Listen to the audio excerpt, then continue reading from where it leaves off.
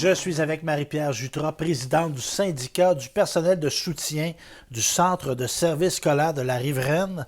Je l'ai-tu eu? Ben, tu l'as eu. Oui, Ben je gagne-tu quelque chose? Il manquait un mot. C'est quoi? Personnel de soutien scolaire de la Scolaire. Riveraine. OK. Ça, c'est la SSSLR. OK. Parce que là, évidemment, bon, on va préciser des choses. Oui.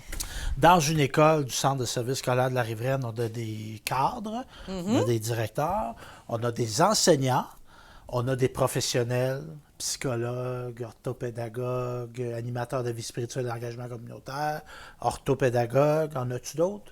Orthopédagogue. Oui, c'est ça. Et on a le personnel de soutien, Eh oui. dont je suis issu, moi. Je suis né de 2 membres du personnel de soutien de la Riveraine, Tout à fait. technicien en laboratoire. C'est un cadre d'emploi qui existe encore, ça? Tout à fait. Et ma maman, elle, était aide aux personnes handicapées. Ça s'appelle. Préposé aux bénéficiaires. Ah, c'est comme ça que Ben, ça s'appelle. préposé aux élèves handicapés, Bon, ça fait que a c'est ça. changé. Tu as été surveillante d'élèves aussi. Fait que c'est ces gens-là que tu représentes, toi. Tout à fait. Quel corps de métier qu'on retrouve dans le personnel de soutien? Outre, Ben, dans le personnel de soutien... là, scolaire? Scolaire. En général, il y a 81 corps d'emploi. OK. Ça te donne une idée. Là, au Québec, là, dans le personnel de soutien, il y a 81 corps d'emploi. Nous, au Centre de service scolaire de la Riveraine, on n'a pas les 81 corps d'emploi. C'est quand même un centre de service scolaire qui n'est pas aussi grand, aussi gros que dans les grands centres, exemple Montréal, Québec. Là. Ou même Chemin du Roi, au bord, Trois-Rivières. Voilà. C'est grand. Mais même eux ne doivent pas avoir 81 OK, c'est corps bon. d'emploi. Là. C'est vraiment très, très vaste. Là. Fait on part de la secrétaire, du technicien en travaux pratiques, la TES, le service de garde, la conciergerie. Souvent, tu sais, tous les gens qui travaillent au niveau manuel, ce sont des personnes de soutien. Magasinier. Chauffeurs d'autobus, nous, ne Non, font sont pas pas- partie. OK. Là, eux sont comme... Sont à part. sont Fait dans que leur petite bande à part. c'est plein d'horizons différents. Puis tu représentes combien de membres? Présentement, là, on a à peu près entre 600 700 membres là, quand même dans notre centre de service. Et au moment où on fait l'entrevue, Marie-Pierre, puis on va parler aussi des motivations qui font que tu es devenue présidente, c'est relativement récent. 21 août Ouais, bon. 2023. Là. Bon, Fait c'est que ça assez fait récent. un mois et demi. Là. Bon, puis là, tu es dedans, on vient Tout à au fait. moment où on se parle, là, juste pour vous mettre en contexte, là, au moment où on se parle, il y a eu un vote. Il y a eu un vote des membres du syndicat. Sur quoi on a voté? On est allé chercher un mandat de grève parce que nous, on est en période de négociation depuis le 31 mars 2022 où la convention collective est échue. Normalement, on fait les périodes de négociation aux 3-5 ans. Ça dépend les conventions collectives, combien elles durent de temps. Mais pendant la pandémie, on a négocié. On avait négocié juste pour 3 ans. Donc, la négociation revient rapidement. Là. Il me semble qu'on vient de finir de négocier. On recommence à négocier parce que là, je suis présidente présentement, mais mon implication syndicale là, date quand même là, depuis plusieurs années. J'ai été impliquée quand même là, dans les dernières négociations. Donc, on repart. Nouvelle négociation pour une nouvelle convention collective qui est échue là, depuis le mois de mars. Et depuis, bien, il y a eu des rencontres là, avec les partis patronaux. Dans ces rencontres-là, ben, le parti syndical apporte ses revendications et le parti patronal présente également ses propositions. Et là, pour l'instant, ça stagne. Là. Bon, bien évidemment, si on se vote un mandat de grève, c'est qu'on a des revendications qui ne sont pas rencontrées. C'est quoi vos revendications principalement, le personnel de soutien? Bien, principalement, c'est sûr qu'on va parler de salaire. Là. Quand on parle au niveau du salaire, là, il y avait quand même déjà un bon retard au niveau... Retard. Au niveau salarial, on avait là, pas loin d'un 15 là, déjà de retard là, quand on compare au reste du Canada. OK. Fait qu'on est déjà arriéré au niveau salarial.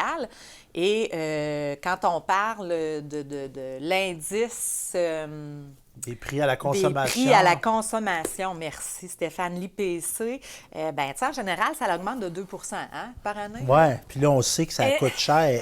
Bien là, en ce moment, c'est pas 2 Non. Fait que ce qu'on demande, là, nous, au niveau salarial, bien, c'est sûr que c'est présentement, le parti patronal, ce qu'il nous offre, c'est 9 sur 5 ans.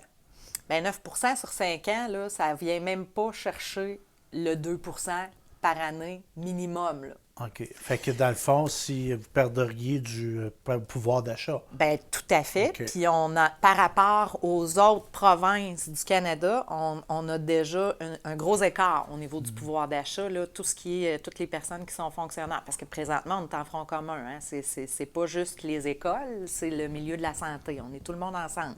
OK. Fait que c'est tous les syndicats qui se présentent ensemble pour dire, là, au niveau des salaires, ça ne fonctionne pas. Là. Ce qu'on a comme offre, c'est très, très banal et c'est loin d'être suffisant. Là. Puis, outre les salaires, est-ce qu'il y a d'autres choses qu'on demande? Bien, c'est sûr qu'on va parler... nous, présentement, là, ce qui fait beaucoup réagir là, auprès des membres et qui a fait que le mandat de grève...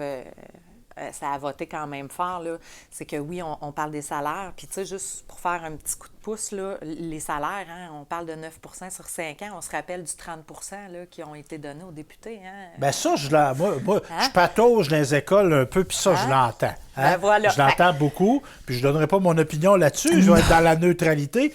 Mais dire, hey, vous nous offrez 9 puis vous autres, les députés, vous venez de vous voter 30 Ben voilà. Fait que c'est sûr que 9 on l'a un petit peu là, dans le gargoton. Fait que ça, au niveau salarial, là, au niveau des membres, là, ça fait pas de sens. Là. C'est illogique. Ensuite de ça, ben là, on a au niveau de la retraite. Oui. Les régimes de retraite. Ben là, vous n'avez pas les meilleurs régimes de retraite au monde. Ben oui, on a des bons régimes de retraite, hein, puis on a acquis ça à travers les années. Ça, c'est le mouvement syndical qui a réussi à aller chercher ça, les régimes de retraite là, pour les personnes qui sont fonctionnaires. Mais là, on nous demande de travailler plus longtemps, parce qu'il manque de monde. Hein? Fait que c'est quoi la solution? Ben, c'est de garder le monde au travail. Fait qu'on nous demande de rester plus longtemps, puis on veut nous payer moins, finalement. OK. Parce que là, pour les gens, partir plus tôt, c'est plus payant. Fait que eux, dans leur proposition, là, on recule là, au niveau de la retraite. Là. OK. Bien, on recule dans le sens que ils nous enlèvent un certain pourcentage si on finit plus tôt.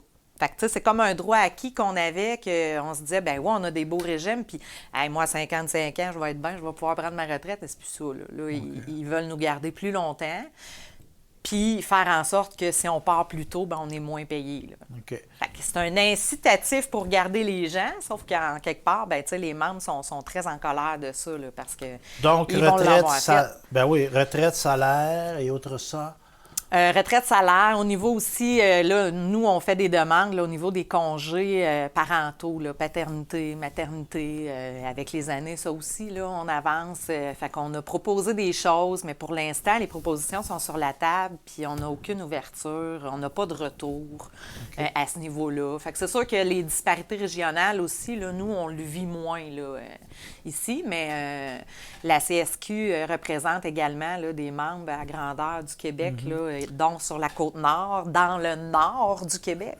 Puis eux, ils ont des conditions encore plus exécrables. Là, Puis au niveau, toi, tu étais, dans le fond, Marie-Pierre, à la base, tu étais quoi, une éducatrice spécialisée? Toi? J'étais technicienne en éducation spécialisée depuis 2004 bon, au centre 2004, de service. Donc tu fais ce métier-là. Est-ce que vous vivez un problème de rétention? Est-ce qu'il y a des gens qui ont commencé dans ton corps de métier ou d'autres qui sont partis? On vit tout ça dans le personnel de soutien? J'en ai vu beaucoup quitter, là.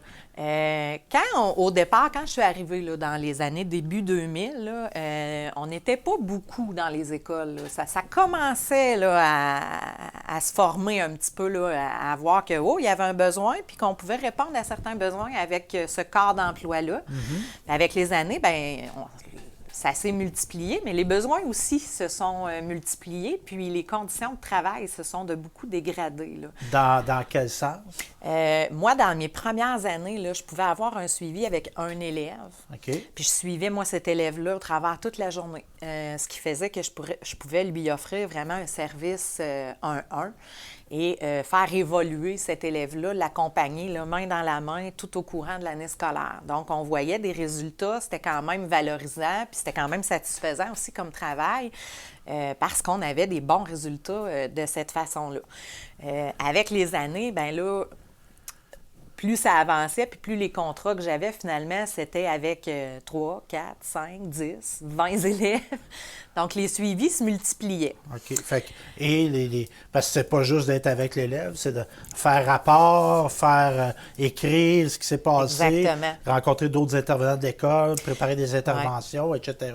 Fait que, faire les suivis écrits, dans les premières années, on n'avait pas de temps pour ça. Là, ils nous en ont donné, mais là, on est à négocier pour avoir un petit peu plus de temps parce que là... Puis tu as des collègues de ta génération qui ont quitté parce que là, trop dur, trop de cas, pas assez de soutien. Invalidité, beaucoup de personnes qui doivent prendre de la médication. Beaucoup de personnes qui partent en maladie, qui font des arrêts de travail, des dépressions majeures, des épuisements de travail. Quand on discute entre nous, là, dans le domaine de l'éducation, on ne parle pas de ça là, régulièrement, mais quand on prend le temps de poser la question, il y a beaucoup de gens qui prennent des antidépresseurs dans ce milieu-là. C'est surprenant. C'est très surprenant. Il y a une raison à ça. C'est parce que la tâche, elle augmente tout le temps. La charge mentale devient... Ça devient difficile de gérer tout ça au quotidien, en plus des familles, du stress du quotidien. Fait que c'est un milieu là, qui devient de plus en plus stressant, où on sent qu'il y a de plus en plus d'anxiété puis d'épuisement. Et au niveau de ton implication syndicale, parce que là, toi, tu n'es plus dans les écoles. Tu vas voir tes membres des écoles. Quand même, tu es encore dans les écoles, mais tu ne fais pas la profession d'éducatrice spécialisée. Une présidente de syndicat, ça... Tu sais, comme là, tu arrives, tu viens, on est en... merci de venir en soirée. On a commencé l'entrevue à 7 heures. On voit que tu es travaillante. À 7 heures, tu es là. C'était quoi ta journée depuis ce matin, mettons, là, à partir du... Ben là, je veux pas savoir ce qui s'est passé dans la maison chez vous, mais à partir du départ de la maison... Bien, c'est certain que nous, on doit répondre aux membres. Là. Ça, on appelle ça des litiges. Là. On a des membres là, qui vont vivre des litiges au sens propre où la convention, selon eux, n'est pas respectée. Ici, on a beaucoup d'éducation à faire. Là. Les gens ne connaissent pas bien leur convention puis leurs droits encore. Là. On est un peu dans la vieille façon de faire. Là. C'est comme c'est une mission, l'enseignement, l'éducation. Oui, c'est ça. Puis c'est normal de faire du temps supplémentaire. C'est normal d'en faire plus. Puis, tu sais, c'est une vocation. Oui, c'est ça le mot que je cherchais. C'est une vocation. Fait que c'est normal à 7 heures le soir de travailler. Là. On est dans le domaine de l'éducation. Mais quand ça amène des gens à l'épuisement, bien, il faut se questionner. Puis, il faut être capable de faire le lien aussi du fait qu'il y a une convention collective qui est là, puis c'est pas pour rien, puis il faut qu'elle soit respectée. Fait que c'est sûr que ça arrive, là, des fois, que la convention n'est pas respectée. On a quand même une bonne entente avec l'employeur, là, mais à ce moment-là, ben moi, si le membre m'appelle, me dit, ben là, moi, je vis telle situation, est-ce que l'employeur a le droit de faire ça? Est-ce que Parfois, la réponse est oui, c'est un droit de gestion, ça fait partie d'eux, mais parfois, la réponse est non. Un instant, je vais communiquer avec mon vis-à-vis au centre de service parce que moi, j'ai une personne au niveau des ressources humaines avec qui je communique chaque petit dossier. C'est avec cette personne-là que j'en discute. Donc, je communique avec cette personne-là. Elle communique avec la direction. On se parle ensemble, on s'entend. On se met d'accord sur la façon de mettre la convention collective, là, que ce soit respecté. Puis à ce moment-là, bien, des fois, ça va pour le bien puis pour le mieux de la personne. Puis parfois, bien, ça va moins bien dans ce temps-là. Puis il y a des mécanismes, il y a un litige qui continue. Voilà. Là, on va aller ça peut aller loin. Là. Ben oui, exactement. Okay. Là, fait que toi, tu vas accompagner... Dans mon court mandat, là, j'ai déjà un arbitrage. Fait que toi, tu accompagnes ton membre là-dedans. Voilà. Avec l'avocat qui va l'accompagner, qui va lui poser les questions, qui va le préparer. Fait que tu as fait ça. Donc aujourd'hui, je te demanderai pas non, je ne m'aurais pas aidé, mais tu as été rencontrer des membres, tu as été dans des écoles. Tout à fait, oui. Bien, c'est beaucoup ça. On appelle ça une personne applicatrice. Là. On applique la convention collective. OK. Fait que tu dois connaître bien. Bien, pas pire, là. Je m'en viens bonne. Mais moi, je suis une personne très curieuse de nature. Fait que quand j'ai commencé, ça a été mon petit livre de chevet, là. Moi, puis tu sais, les droits, la justice, j'ai ça très à cœur. Fait que c'est... Même étant toute jeune, quand j'ai commencé en 2004, là, je lisais la convention. Il n'y en a plus beaucoup qui font ça. faut les éduquer à cette heure. Oui, c'est parce qu'ils ont ça facile à cette heure, là, sur le bout des doigts. C'est ça. Il y a un gros travail de sensibilisation.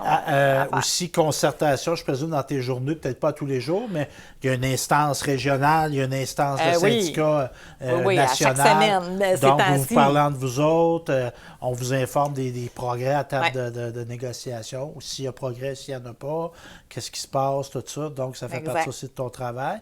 T'as-tu je suis dans tes questions techniques, parce que c'est bien rare que j'ai rencontré des représentants syndicaux. As-tu un bureau physique, toi, quelque part? Oui. OK. Oui, dans le fond, nous, on loue des locaux avec le syndicat des enseignants.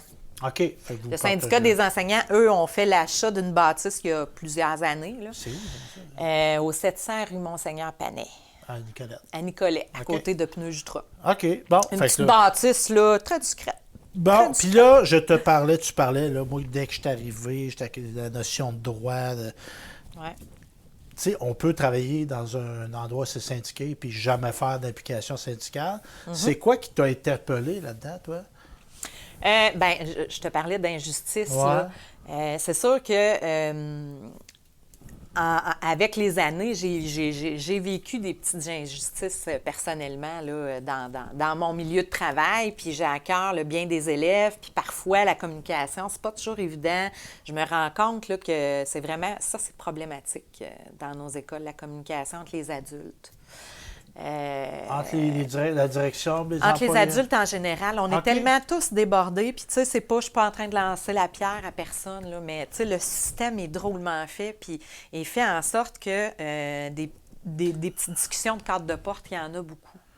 Et on ne prend pas le temps de bien faire les choses, de s'asseoir, de bien discuter, de noter le fruit de notre discussion. Puis on se disait tantôt, aviez-vous du temps pour faire vos dossiers, vos signes? Ça, c'est ça. Je trouve que ça, on en manque. Okay. Puis ça fait partie des choses, je pense, pour toutes. Autant les cadres, là, on manque de temps, on est toujours débordés. Donc là, les conversations, les choses importantes, des fois, ça se fait sur un coin de table. Puis ça, pour une personne qui a à cœur le bien-être des élèves, en général, on a tous à cœur le bien-être, là, mais moi, c'était particulièrement... Là, ça m'interpellait beaucoup. Puis mon sentiment d'efficacité était très, très atteint. Je suis une personne qui aime ça, être efficace. Fait que le système faisait des fois que je me sentais pas efficace, que je sentais que la communication, ça allait moins bien, qu'on s'entendait pas toujours sur des façons de faire, que je trouvais que c'était pas toujours pour le bien de l'élève non plus. Okay. Ou, tu sais, parfois, on pouvait aller avec le bien de l'élève, mais au dépens du bien de la personne. OK, je comprends. J'ai vécu des choses, là, tu sais, des élèves là, qui nous crachent en plein visage, puis que 30 minutes plus tard, ils reviennent avec un petit dessin d'excuses, puis on doit continuer à travailler avec eux dans la journée, et on se fait répondre qu'on a étudié dans ce domaine-là, donc on doit s'attendre à vivre des choses comme ça. Bien, ça, je trouve que ça manque un petit peu parfois d'humanité. Il y a eu un certain temps où il y avait beaucoup de tolérance au niveau de la violence, au niveau du non-respect, du manque de respect des élèves dans les écoles. Je trouvais qu'ils se faisaient pas toujours... c'était pas toujours cohérent, pas toujours constant. Fait que ça m'a fait vivre beaucoup de déceptions. Fait que ce qui a fait que... moi, je suis pas le genre de personne à m'asseoir puis à chialer puis à juste chialer. Je me suis impliquée syndicalement pour essayer de voir comment je pouvais faire pour travailler avec l'employeur pour faire changer les choses puis améliorer les conditions fait que là, tu t'es présenté parce qu'il y a un processus électoral. Tout à fait. Donc, tu t'es présenté aux élections, tu as gagné. Oui. Tu étais contente. Ben oui. Puis là, ton travail, c'est d'être représentante syndicale. C'est des mandats de combien d'années? 3 ans. OK. Fait que là, je suis attachée 3 ans. OK. On te verra plus. Tu étais à découverte, toi? Oui, j'étais à l'école secondaire. La découverte, ça faisait 7 ans que j'étais là. OK. Première fois bon. que j'étais aussi longtemps dans une école. Fait que là, évidemment, on a parlé de mandats de grève illimités. On a parlé de vos revendications, salaire, plan de retraite aussi. C'est vraiment salaire-retraite qui fait jaser. Mais moi, j'aimerais ça t'amener dans une perspective plus large. Ah oui? Toi, tu serais ministre de l'Éducation. Oui, tout à fait. Marie-Pierre Jutras, qu'est-ce qu'elle ferait? Qu'est-ce qu'il faut faire avec notre système d'éducation au Québec? Bien, il faudrait vraiment commencer par écouter les gens. elle est vraiment, là... parce que les ministres, ils vont avoir des personnes qui vont leur rapporter des choses. Hein? Mais tu sais, rapporter des choses, c'est pas toujours ce qui est le plus efficace. Là. Je pense que... Les gens de la base, ouais. qu'on ait rencontré... Il y a vraiment des discussions avec les gens qui sont sur le plancher, qui travaillent au quotidien avec les élèves, que ce soit au niveau des enseignants, des professionnels ou du soutien, bien, c'est ces gens-là qu'il faudrait qu'ils consultent. Puis qu'on apporte un petit peu plus d'humanité dans ce processus-là. Parce que là, on parle de salaire, tu sais, dans les négociations, c'est des trucs qui sont quand même assez techniques. Puis à ce moment-là, bien, ils peuvent en discuter longtemps, là, mais... c'est l'être humain. L'être humain, puis prendre le pouls Ouais. de c'est quoi qui se passe dans nos écoles, parce qu'on dirait des fois qu'ils sont déconnectés là, de ce qui se passe réellement. Là. Puis au niveau je présume que ça a une incidence sur le personnel de soutien. Si on avait, budget illimité, là, on rêve, on aurait de la main-d'œuvre comme on veut, ça serait-tu une bonne chose, par exemple, d'avoir des plus petits groupes dans les écoles? C'est-tu des choses qui seraient une bonne chose? Bien, commencer par respecter les... On dépasse? Ben oui, ça arrive des fois qu'on OK. dépasse au niveau des groupes. Là, moi, je parle plus pour mon soutien là, au niveau du service de garde. OK. Ensuite de ça, ben moi, c'est sûr que c'est engager des gens à temps plein. Là. Nous, là, moi, j'étais TES à 30 heures semaine. Je n'étais même pas un poste en plein dans un centre de service, là, c'est 35 heures. OK. Malgré mon presque 20 ans d'ancienneté, j'avais encore juste 30 heures. Puis des 30 heures, je pense qu'il en existe... des 35 heures, il en existe peut-être 2 dans le service direct à l'élève. Là. Fait que là, on va faire... Bien, on augmente... on dit, on a de la misère à recruter du monde, puis on leur donne pas des jobs à temps plein. Bien, voilà. OK. Fait que ça, c'est problématique. Là. On est en pénurie de personnel, mais on a plein de monde qui ont des postes de 20 heures, 25 heures, qui veulent travailler. Là. C'est Mais pas là, nécessairement parce que des gens, ça peut être un choix. Ça peut être un choix, mais Mais il y en a toi, tu beaucoup. me dis que tu as beaucoup de tes membres qui sont à 20, Oui. 25 heures, qui voudraient être à 35. Ben oui, puis tu sais, il y a beaucoup de précarité d'emploi là, chez le personnel de soutien. Là. Le personnel de soutien n'a pas le même salaire non plus que les enseignants. Là. Fait qu'ils veulent travailler. Là, Puis l'obtention de soutien. la permanence, est-ce que ça pose problème, ça? L'obtention de la permanence, c'est à partir d'un poste de 26 heures et quart. Là. Ça, je OK. dirais, là, ben nous, ici, là, dans les dernières années, ils ont augmenté là, quand même de beaucoup. OK. Là. Mais tu sais, est-ce que c'est suffisant? Est-ce que ça répond bien aux demandes? Bien, visiblement, si on a encore des gens qui partent en maladie, puis qu'on a de la misère à garder nos gens, puis qu'on manque de gens, bien, c'est parce qu'il y a un problème. Là. Parce que de la main-d'œuvre, moi, je pense qu'il y a... En quelque part, il y en a déjà beaucoup. Là. Peut-être qu'il n'est pas utilisé à son maximum. Là. Et est-ce que tu penses qu'au niveau sociétal, puis là, on peut lancer la balle au gouvernement, mais Ouais. moi, je dis souvent, le gouvernement est un peu le reflet de la société, un peu beaucoup le reflet de la société. Est-ce que tu penses qu'au Québec, c'est une priorité, l'éducation? Ben oui, clairement. La Ben, santé, l'éducation. Mais ça l'est? Pour eux? Pour avec les parents, pour monsieur, madame, tout le monde, est-ce que c'est une priorité, l'éducation au Québec? Ben, quand je discute avec mes proches, en général, c'est sûr que je suis très convaincante. Là. Peut-être qu'il y en a qui n'osent pas me dire... Mais ils sont pas mal tous d'accord quand je parle d'éducation pour dire que bien là, en ce moment, on a un problème. Là. Ça ne fonctionne pas bien. Nos élèves sont de plus en plus anxieux. Il y a de plus en plus de besoins. On manque de personnel. Là, il faut s'asseoir et il faut réfléchir aux solutions. Là. OK. Des solutions, bien, oui, les syndicats en apportent des solutions, mais c'est sûr que faire des maternelles 4 ans, bien, c'est peut-être pas une priorité Dans l'optique qu'on dans a l'optique qu'on manque déjà de gens, puis que là, bien, on va augmenter encore le manque de personnes, parce que là, c'est bien beau ces projets-là, mais dans le concret, il y a l'aide à la classe qui a été apportée, mais ça a été un beau projet, l'aide à la classe, mais là, ce qui est compliqué, c'est qui va faire cette aide-là, c'est quel diplôme ça prend. Qui fait quoi? Qui fait quoi, puis est-ce qu'on peut utiliser ça pour compléter les horaires des gens de service de garde, ou on engage un peu n'importe qui, ou qui fait notre affaire.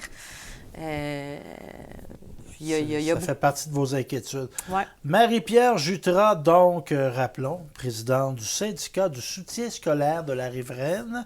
Et rappelons qu'au moment où on se parlait, on avait voté un mandat de grève pouvant aller jusqu'à la grève illimitée.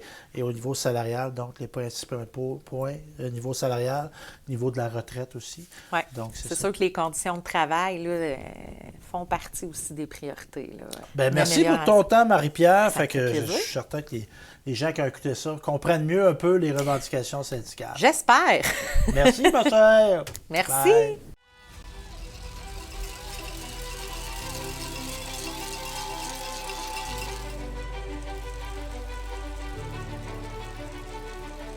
Je suis ici pour présenter les techniciens et les professionnels du CIUS de l'Est de Montréal. Puis aujourd'hui, le message que je vais envoyer à Legault, c'est que la santé, c'est pas une dépense, c'est un investissement pour une société juste et équitable. Il faut qu'ils nous écoutent. Il est temps que ça change. Moi, je fais partie du personnel soutien scolaire. Je suis TES dans une école secondaire, puis honnêtement, présentement, là, il manque de TES, il manque de personnel de soutien. On est essentiel. La pandémie l'a fait remarquer. Legault, il est temps que tu t'assoies et que tu négocies parce que sinon, le bateau va couler. Bon, moi, en étant technicien en loisirs du centre de service de Seigneurie des Mille-Îles, je suis du soutien administratif. On veut vraiment que ça bouge beaucoup plus au table de négociation, qu'on négocie sérieusement et non dans les médias. En tant qu'organisatrice communautaire en CLSC, tout ce qu'on veut, c'est un système de services santé et sociaux qui reste public et qui correspond aux besoins de nos Québécois. On veut être respecté, on veut être écouté. Nous aussi, on aimerait pouvoir donner aussi le meilleur à nos enfants. Si vous aimez vos métiers, même si c'est une passion, même si vous rêviez de faire ce métier-là, de l'exercer, ça donne pas le droit à personne d'abuser de vous. Ce que j'aimerais, c'est que le gouvernement se rappelle que valoriser les travailleurs et les travailleuses de première ligne, c'est valoriser le bien commun. Et investir adéquatement dans les services publics, c'est investir dans notre avenir collectif puis dans les générations futures. C'est pas rien.